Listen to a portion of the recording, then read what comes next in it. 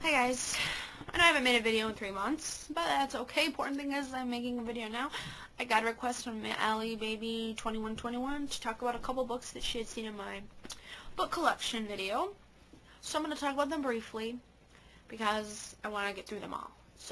And I haven't read some of them in a really long time, so my memory is kind of fuzzy because I read so many books, so hopefully this helps. The first is A Girl Named Sooner by Suzanne Clauser. This is an older book. It was written in the 70s, but it's about a girl named Sooner, obviously. But she had kind of a rough childhood. She was raised with old ma'am, who was a Bible-loving old woman who was kind of crazy. And then she ends up living with Mac and Elizabeth, and they are not able to have children. And then her life turns around. It's one of those kind of books. Her life turns around, and it was made into a movie in the 70s and stuff. So yeah, I read it a long time ago. It's got like classic print, and it's written like, so here's like Elizabeth's part of the story, and then it goes to like a different person, and like here's Mac's point, so it goes back and forth between points of views. Definitely check it out. It's a classic, kind of like a classic story of something bad, and then it turns into something good. Next is another kind of classic. It's A Raisin in the Sun by Lorraine Hansberry. This is the first African-American, it's the first play written by an African-American to be on Broadway. And this is just basically about, I forgot their last name, the family's last name, but it's a African-American family living in Chicago, and it's just like their, not adventures, but basically their life. So I read it a long time ago in high school, and this edition actually has like pictures from the play. And this is the unfilmed original screenplay. So it's got like things that aren't in like a different version. Oh yeah. Next is I'm a Soldier 2, the Jessica Lynch story. This happened in 2003 when Jessica Lynch was held captive in Iraq. And this is just basically her story, pretty much, and what happened. Yeah. It was in the news for a while, and it was a big thing because they didn't know if she was going to be released and everything. So this is it. And here's the print. It's pretty big. And it has some pictures. Like some pictures. So, yeah.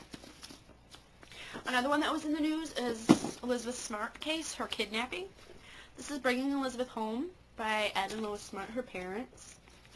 And this was pretty sad, too. She was taken from her home in the middle of the night, and her parents woke up, and her sister was screaming, saying, "Elizabeth's gone."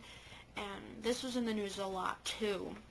And this was really sad. But then she gets, she does eventually be found and stuff. So this is that.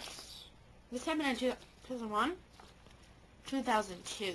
So, there's the family portrait. Again, another book in the news.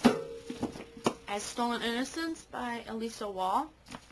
This was recently in the polygamistic cult that was on like it's in the magazines, and it was in the magazines and everything. But this is basically one of the girls who broke out of Warren Jeff's cult tells her story about what it was actually like on the inside.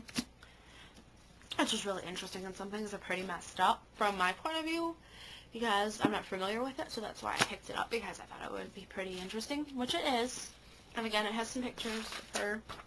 Like, there's her wedding picture. She got married like when she was like 13 or 14. She got married really young, so it's pretty big. But the print is average, so I would definitely check that out too if you're interested in that. Next, I know it's going out of order, but it's just what I have. Project Princess by Meg Cabot. This isn't anything special. It's volume 4.5. It's between the 4 and 5 of Princess Diaries. It's only 50 pages long. It's nothing special. It was just made as a filler book between 4 and 5, so it's nothing special. Out by Natsuo Kirino. I don't know how to say the name, but all books and authors are being sidebar. But this is a Japanese crime novel, but it's written in English. But anyway, it's about this girl, this Japanese woman in Tokyo, who's abused by her husband, and she gets her coworkers to help murder him, and then they hide the body, and then it turns into some more crime and stuff, and it's one of those fast-paced crime adventures, and it actually won an award in Japan. So if you're into crime novels, definitely pick that one up. Next, The Burn Journals by Brent. This is a true story about a boy named Brent, who tried to commit suicide by burning himself. And then it's basically his story, and then it's about him in the hospital, and yeah, and it's pretty emotional. And then some schools actually banned this book because of its content, which is silly. Print is huge, so it's a pretty quick read. Another true story is by Dave Pelzer, The Privilege of Youth. This is a follow-up to his Child Called In and the Lost Boy books. This was when he was a teenager, his life as a teenager. And then there's one after this, A Man Named Dave. You don't have to read them in order or anything, but this is just about him as life as a teenager.